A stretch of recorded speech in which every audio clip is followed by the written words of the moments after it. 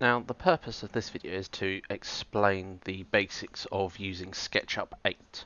So on your desktop, you should see that there is an icon that looks like this one called Sketchup 8. If you double click it, just to open it up, you'll get this window appears. What you want to do is choose a template, and the template you want to choose ideally is the millimeters, which is the architectural design. What that means is if you want to use dimensions, you can, and it's far more suitable than any of the others for the design work that we'll be doing. Once you've selected that, just push start using SketchUp. Now what I'm going to do is just go through in this video and just explain what each of these different tools do, just to give you a really good understanding of this. What I'm actually going to do is I'm going to start with these four tools here, and the reason for that is because these are basically the navigation tools, so the ones that you can use to move around this workspace, and they are really important to understand. So the orbit tool, which will allow you to rotate around your 3D designs.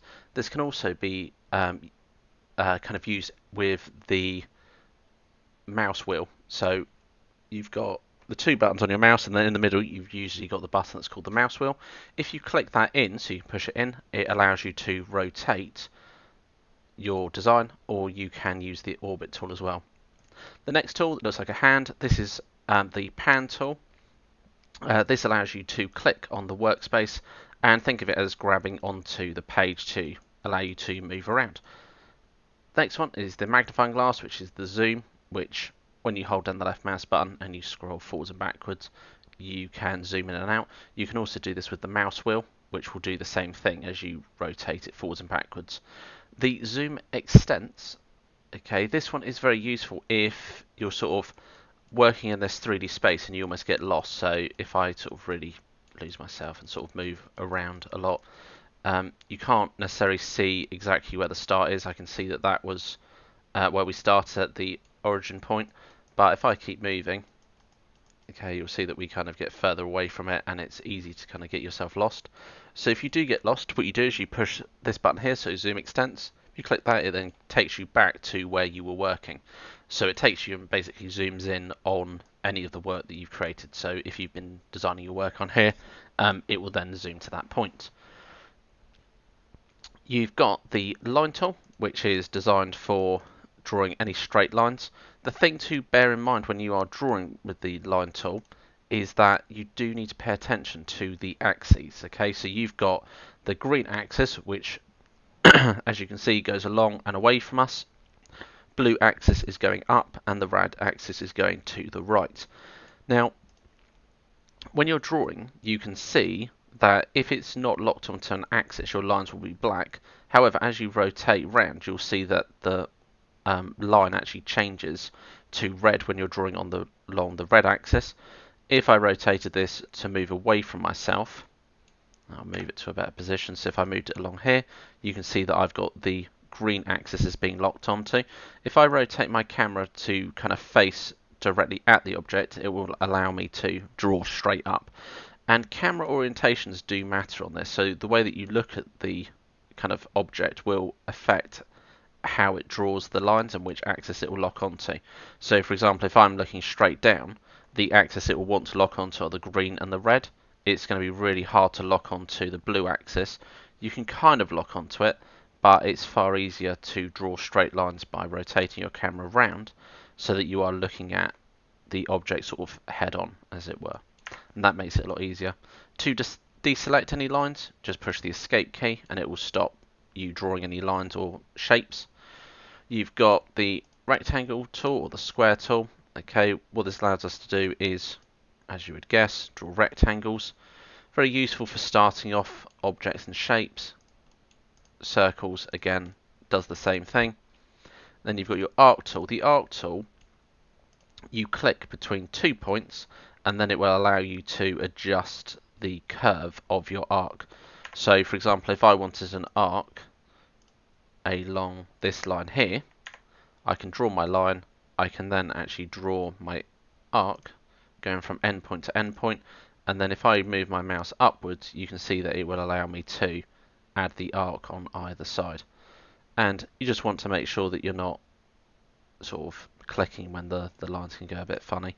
And also with this, you'll notice that you can lock onto the different axes. So I've locked onto the green axis. However, like I said before, if you look head on at the object, you could then lock it onto the blue axis, which means that it's going to draw the arc upwards instead of across and down. So if I wanted to draw this arc going across and down, I could look from a sort of bird's eye view, and this will allow me to draw it outwards. So you can see that the way that you're facing does impact the way that your lines are drawn. And the same can be said with the rectangle tool. So if I looked head on at the end here and drew across here, you'll see that it's going to want to draw upwards. So instead of my rectangle going across the page, it's actually going upwards. So again, getting used to rotating the camera around to look at the front and look at bird's eye view or the right view will really help you to get your objects and your shapes right. Eraser is a really useful tool because it allows you to, again, rub out lines. You just hold down the left mouse button, and as you drag across, it will then erase whichever line has been selected blue, and you can rub out parts of your designs. You can use the tape measure. The tape measure is useful if, let's say, I was drawing a rectangle and I wanted to measure how long a certain point is. It will tell me how long it is by clicking, and I can click across here, so I can see that that is 5,862 millimeters. Sorry. So you can see how long a certain surface is, which can be very useful. And also just checking sort of the dimensions and sizes of things that you've got on there. The bucket tool is used for adding textures. So if you wanted to give your texture kind of a wood floor look, like so, you can see that he's added that texture onto there for me. Again, these textures are based on actual real kind of, they've tried to scale the textures. So the thing to be aware of is that if you make a particular object very big, what can happen is these textures can appear really small. So it is better to draw your objects using the measurements and trying to keep them really accurate in the first place, because then when you add your textures they will look more realistic and you'll get better detail.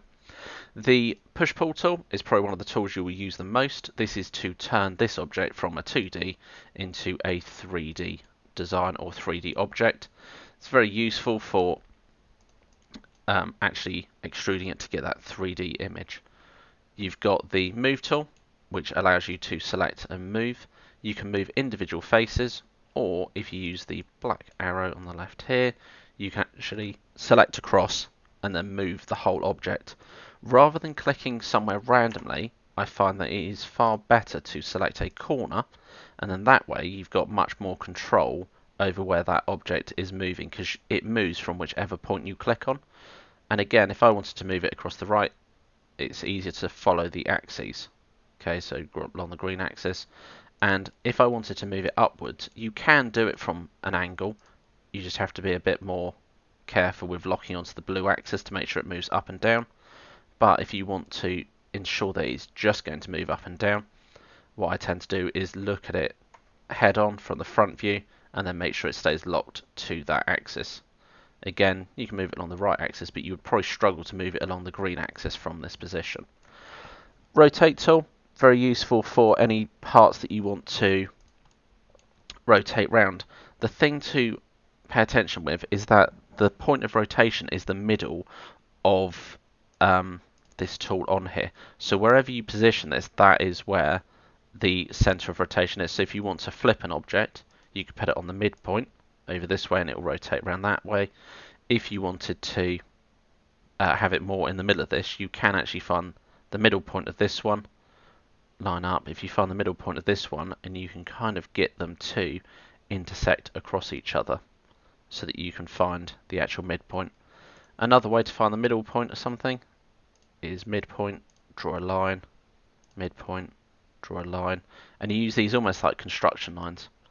And then if I selected my whole object again, so I'll deselect and select it all, and then I will use this in the middle.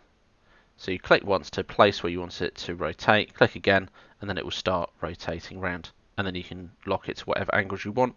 If you do want to rotate it a certain amount, down in the bottom right here, you can see what angle it's rotating by, and you can actually type. So if I type 25, it will turn 25 degrees. So you do get some control over how much it's moving.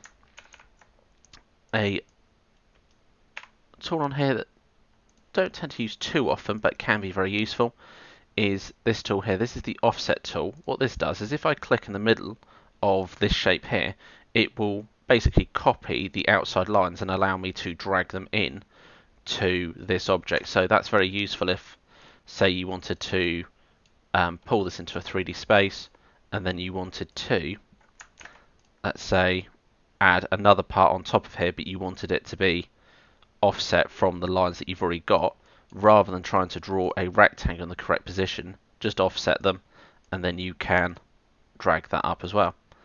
And with this offset, you can actually choose how much it offsets by.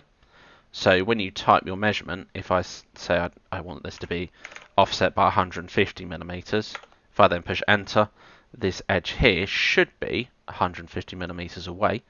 So I can actually check with my ruler here, and you can see with the measurement there. I will mention one final thing to do with the ruler that can be quite useful. You probably saw that when I was drawing with the marks, I've added these lines here. What this is kind of like construction lines with measurements. So what it means is if I wanted to measure a certain distance from, say, this edge here, what I could do is I could use my ruler, click on here, and then say if I wanted to put a line down in the middle here, you can see that it's actually creating a line for me to go across. I could find the midpoint and then I could click, and you can see it does add a line going across, and it's just a construction line that has the measurements there, but they can be very useful when you're planning out your work. And if you wanted to do a line the other way, you would just draw from this midpoint here, and I would line it up with this midpoint here on the left side, wherever it is. And again, I know it's a midpoint because it goes blue. If it's not a midpoint, or if you selected something else, normally they're red, but that's a useful way of finding them. And hopefully you have found those tips useful. In the other videos on here, you'll see how to start creating some different objects, and I talk about making components as well, which can be really useful for some of your projects.